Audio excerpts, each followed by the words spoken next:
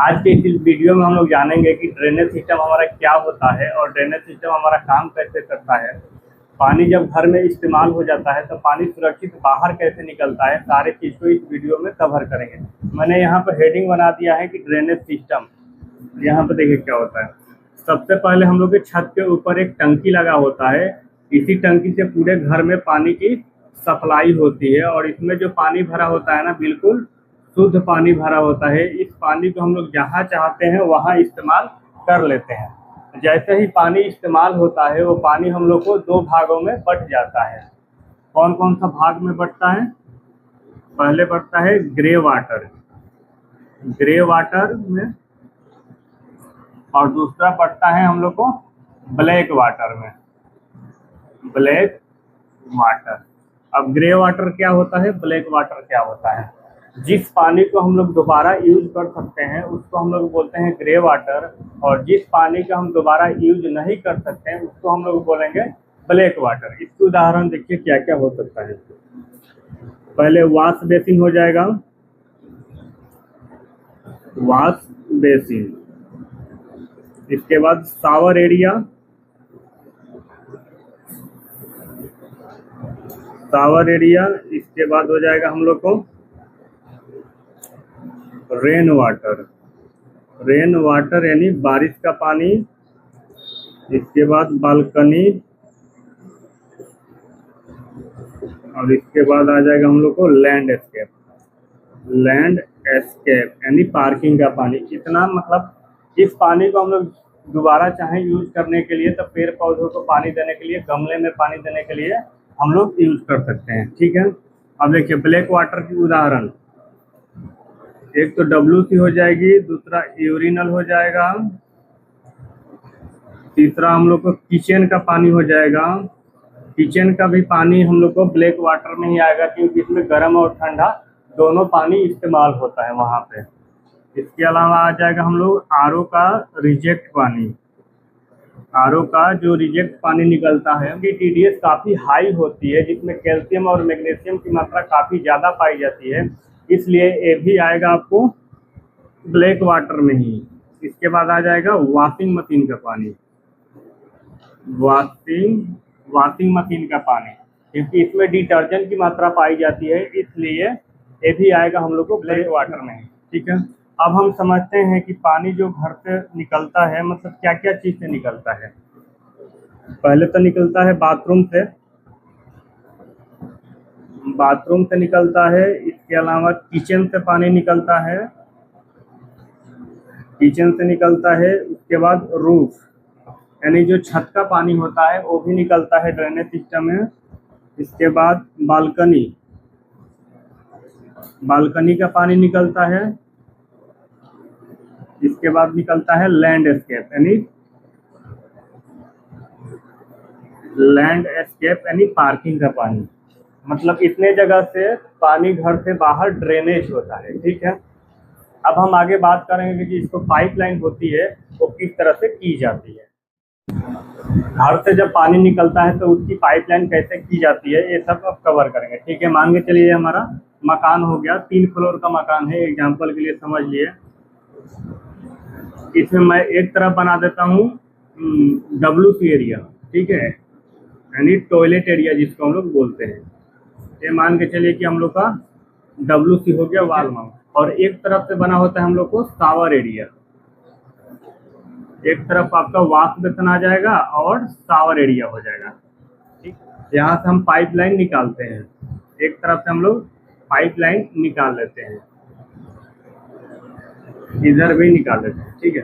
ऐसे समझने में आसानी होगा। अगर दोनों एक तरफ निकाल देंगे थोड़ा समझने में दिक्कत होगा, और इस तरह से आप आसानी से समझ जाइए। एक तरफ हम बना देते हैं इधर ब्लैक वाटर, ब्लैक वाटर, और इधर बना देते हैं हम लोग ग्रे वाटर।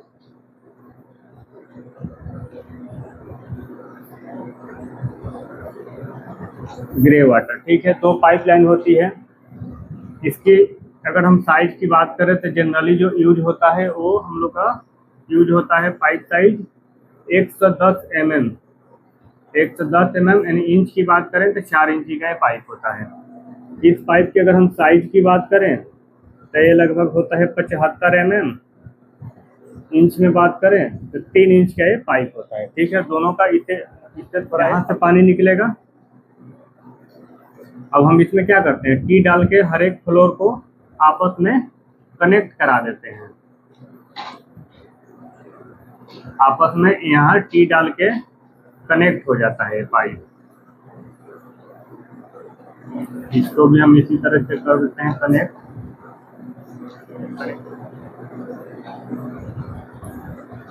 ये मान के चलिए हो जाता है हम लोग को गैस पाइप। गैस पाइप या ठीक है, इसमें से भी एक निकालेंगे हम लोग। यहाँ पर दोनों मेन पाइप डाले हैं, ठीक है, और मेन पाइप के बीच से टी डाल के हम लोग एक दोनों के लिए अलग से एयर पाइप डाले हैं, ठीक है, जिसको हम लोग गैस पाइप भी बोलते हैं। मैंने यहाँ पे लिख भी दिया है। देखिए पानी जब आगे निकलता है तो आगे सबसे पहले जाता है पानी जीटी में। जीटी अब क्या होता है, जीटी मतलब होता है सबसे पहले पानी जाता है गली ट्रैप में। और गली ट्रैप बनाने का क्या फायदा होता है, तो गली ट्रैप बनाने के 2 फायदे होते हैं। पहले तो एक पानी इसमें स्टोर करके आप पानी को दोबारा यूज कर सकते हैं पेड़ पौधे या गमले में पानी देने के लिए। और दूसरा ये फायदा होता है कि अगर इस पाइप लाइन से जितना भी कचरा आता है केवल ग्रे वाटर का, क्योंकि इसमें जो कनेक्शन होगा ब्लैक वाटर का कनेक्शन नहीं होगा, क्योंकि हम लोग ब्लैक वाटर के पानी को दोबारा यूज नहीं कर सकते। ठीक है, तो इसमें केवल कहीं कनेक्शन होगा।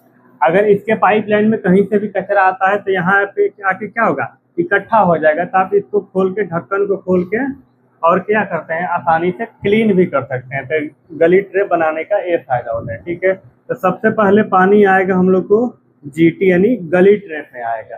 और गली ट्रैप से जब निकलेगा पानी तब निकल जाएगा, ये कहाँ पे आ जाएगा हम लोग को, आईसी। आईसी मतलब इन्फेक्शन चेम्बर।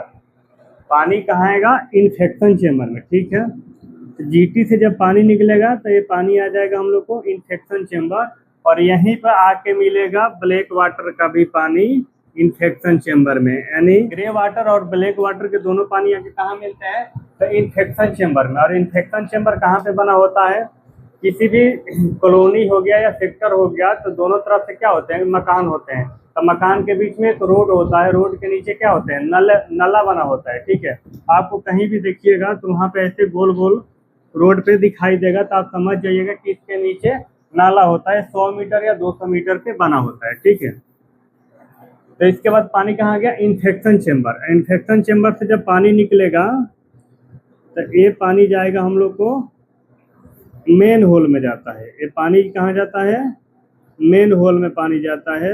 इसको हम लोग बोलते हैं एमएच। एमएच मतलब मेन होल पे। ये मेन होल सेम इसी तरीका से आपको दिखाई देगा रोड पे। ये भी 100 मीटर या 200 मीटर पे ही बना होता है। इसमें क्या होता है कि आसपास के जितने भी गली होते हैं, 5, 6, 8, 10 जितना भी आसपास के गली होता है, सारा का वेस्ट वाटर इसी मेन होल में आके मिलता है, कनेक्ट होता है। ठीक है, और जब यहाँ से पानी निकलता है तो ये पानी जाता है हम लोग को पब्लिक सीवर में। इसको हम लोग बोलते हैं पीएस। पीएस मतलब पब्लिक सीवर। इसमें क्या होता है, जो आसपास के सेक्टर होते हैं, अपार्टमेंट होते हैं, सोसाइटी होता है, कॉलोनी होता है, इन सारे को मिलाकर जो वेस्ट वाटर निकलता है वो सीधे कहाँ के मिलता है, पब्लिक सीवर में आके मिलता है। अब पब्लिक सीवर से जब पानी निकलता है तो लास्ट में ये पानी कहाँ जाता है, ये पानी जाता है हम लोग को यमुना नदी में। यमुना रिवर यानी यमुना नदी में जाता है पानी। एक तरह से हम कहें कि जो एनसीआर, जैसे दिल्ली शहर हो गया, दिल्ली शहर का जो पूरा एनसीआर का पानी होता है वो टोटल वेस्ट वाटर कहाँ जाता है, वो यमुना नदी में ही जाता है। ठीक है, और इसके बीच में जो पाइप आपको दिखाई दे रहा है ना, ये पाइप जो कनेक्ट होता है, लगा होता है, इस पाइप को हम लोग बोलते हैं स्टोन वेयर पाइप। सीवर में जो भी जितना भी पाइप लगता है ना, उस पाइप का नाम होता है स्टोन वेयर पाइप। मतलब बीच में जो भी आपको पाइप कनेक्ट होता है, इस पाइप का नाम होता है स्टोन वेयर पाइप। और ये पाइप हम लोग को बना होता है क्या चीज़ से, मिट्टी से बना होता है। कौन सा मिट्टी से बना होता है, यहाँ पर मैं हेडिंग डाल देता हूँ। ठीक है, स्टोन वेयर पाइप। ठीक है, पाइप का नाम हो गया स्टोनवेयर पाइप। ये क्या चीज का बना होता है? Cl, चिकना मिट्टी। ये जो पाइप बना होता है एक कलाई यानी चिकना मिट्टी का बना होता है। इसकी बनाने की प्रोसेस क्या होती है? मिट्टी को सबसे पहले सांचे में ढाल के 1000 से 1200 डिग्री, यहाँ से लिख देता हूँ, 1000 से 1200 डिग्री सेल्सियस पर इसको गर्म किया जाता है। गर्म करके इसको पकाया जाता है। पकाने से क्या होता है? इसकी मजबूती काफ़ी बढ़ जाती है। ठीक है, और जब बढ़ जाती है तो इस तरह से तैयार होता है। तैयार होने के बाद इसको सीवर में डालने की एक तो ये फायदा होती है कि ये मिट्टी जो होती है ना, अलग प्रकार की मिट्टी होती है। इस मिट्टी का प्रयोग ईंट बनाने में, मिट्टी के बर्तन बनाने में और ये पाइप बनाने में यूज होता है।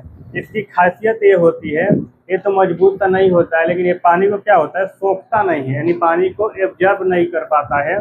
इसलिए जितना भी पहले सीवर में पाइप डाला हुआ है स्टोनवेयर की पाइप डाला गया है। ठीक है, अब जो नए में सीवर में पाइप लग रहा है वो स्टोनवेयर को हटाकर अब यूपीवीसी पाइप का यूज हो रहा है। ठीक है, क्योंकि